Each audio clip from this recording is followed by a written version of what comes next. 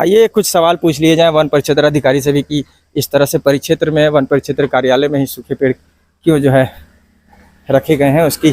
सूद क्यों नहीं ली जा रही है। सर नमस्ते। सर ये जो सूखा पेड़ है आपके कार्यालय में, इसका कहीं शिकायत कहीं कंप्लेन किया है आपने?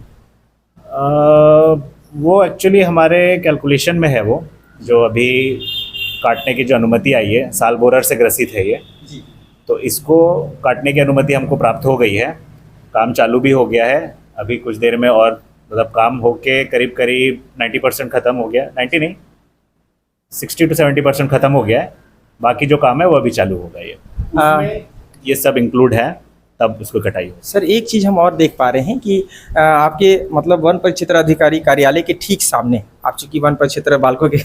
अधिकारी हैं तो आपसे एक छोटा सा सवाल यह पूछूंगा सर कि बिजली के तार वहाँ प्रभावित होते हैं सर, प्रवाहित होते हैं, और उससे संपर्क में बिजली के जो संपर्क में जो बाँस, हरे भरे बाँस आ रहे हैं सर, उसके लिए कुछ सोच रहे हैं क्या?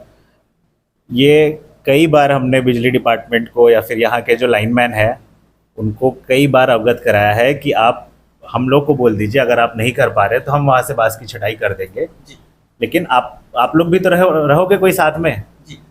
उनके तरफ से कोई पॉजिटिव कुछ नहीं आ पाता है, इसीलिए वो वैसे ही पड़ जाता है। इस अवस्था में क्या करना चाहिए सर? यदि बिजली विभाग अपनी लापरवाही को प्रदर्शित कर रहा है तो क्या सुरक्षित वातावरण देने के नाते हम कुछ कर सकते हैं? अब क्योंकि बिजली का है तो संबंधित विभाग उसको अगर करता है तो वो और अच्छे से कर पाएगा, क्योंकि हम तो बिजली काट के कुछ कर नहीं सकते। तो वो संबंधित विभाग अगर आता है साथ में, जितना हमारे से हेल्प होगा हम उतना कर देंगे। तो कुल मिला के जब तक बिजली विभाग इसमें अपनी पैठ नहीं करता है, हम सक्षम नहीं है कि बांस को काट सकें या फिर उसको बिजली जिसमें टच हो सकते हैं तो बांस को काट सकते हैं, छाट सकते हैं हम सब? हाँ बिल्कुल कर सकते हैं भाई मान लो हम उनको बोले भी है, बिजली विभाग अगर आता भी है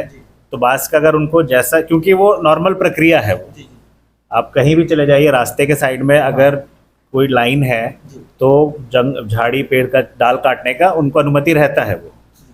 लेकिन हम उनको बुलाने के बाद भी अगर वो नहीं आ रहे हैं तो उसमें फिर थोड़ा प्रॉब्लम। ऐसा हो सकता है क्या सर कि जैसे कहीं बिजली तार टूट जाते हैं तो नॉर्मल लोग भी नो लाइट लेते हैं, मतलब कनेक्शन कटवा के फिर उसको सुधार करते हैं, तो हम ऐसा कर सकते हैं क्या कि नो लाइट लेके और फिर कनेक्शन कटवा के और बांसों की छटनी करा दी आधे घंटे में, फिर लाइट ले लिया, ऐसा कुछ कर सकते हैं? मतलब आप जिम्मेदारियों के तहत मैं बात कर रहा हूँ, यदि अगर हम बीड़ा उठाएं तो कर सकते हैं क्या, या उन्हीं के हवाले छोड़ ही दिया जाए बस? नहीं, बट लाइन तो उनको ही काटना पड़ेगा, लाइन तो हम नहीं कर सकते। लाइन तो उनसे कटवा के, अगर वो लाइन काट देते हैं तो हमारा स्टाफ जो भी अवेलेबल है उनसे हम कटवा देंगे। तो सर मैं आपसे निवेदन करूंगा कि एक बार उनसे जो है लाइन काटने की बात करें, और सर आधे घंटे का तो काम है तो थोड़ा सुरक्षित वातावरण हो जाए, ऐसा मैं समझता हूँ। बिल्कुल बिल्कुल करेंगे। तो यह थे सरकार जी वन परिक्षेत्र अधिकारी बालको, और जैन सरकार जी का भी मानना है कि इस तरह से जो है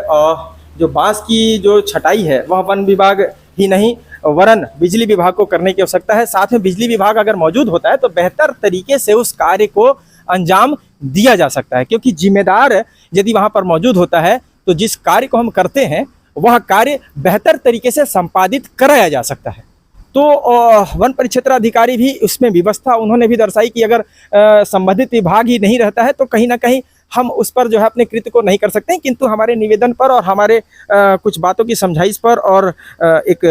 जिम्मेदारी वाली बातों की समझाइश पर उन्होंने भी इस बात पर सहमति दिखाई कि बिजली लाइन को कनेक्शन कटवा के भी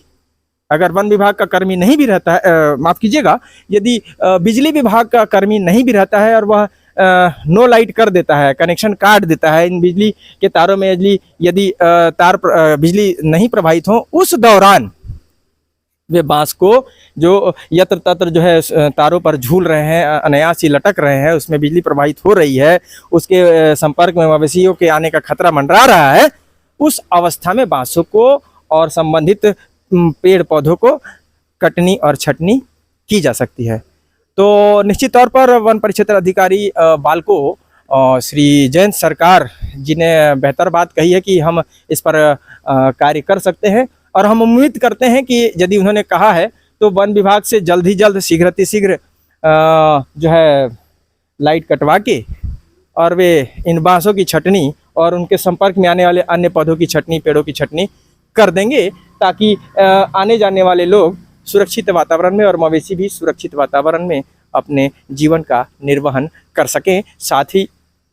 इस सूखे पेड़ के विषय में भी हमने बात कही तो उन्होंने बताया कि यह कार्य भी जो है